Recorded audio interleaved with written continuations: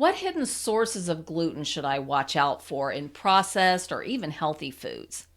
Well, one of the ingredients that's used a lot in even healthy foods is malt. And so, malt, it can sometimes be called malt barley, and malt is not free of gluten. In fact, rye and barley both contain gluten. So you really can't just turn to alternative flours for bread and think you're going to completely eliminate gluten. I know when everybody kind of got into the avoiding wheat idea, a lot of people turned to spelt.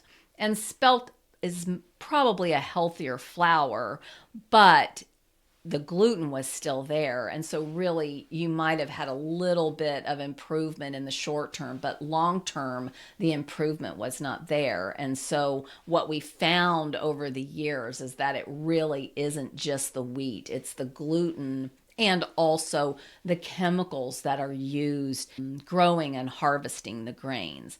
Another thing that is really kind of hard to get your head around sometimes is that soy sauce has gluten in it. And so, if you're turning to Asian food, if you're trying to eliminate wheat and dairy, turning to Asian food is one of the easiest ways to do that. But they use soy sauce in just about everything. So, finding a restaurant that will use alternative soy sauce can be important if you really find that you need to eliminate gluten 100%.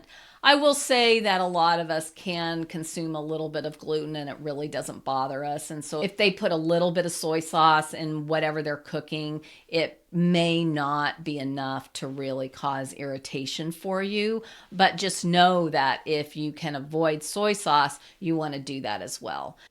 The most important thing is you need to learn to read the labels. And if you see something that you're not sure about, then you want to do a little investigating on your own and make sure that this is not a hidden way that one of these, even any of the Fierce Five, are sneaking into your diet.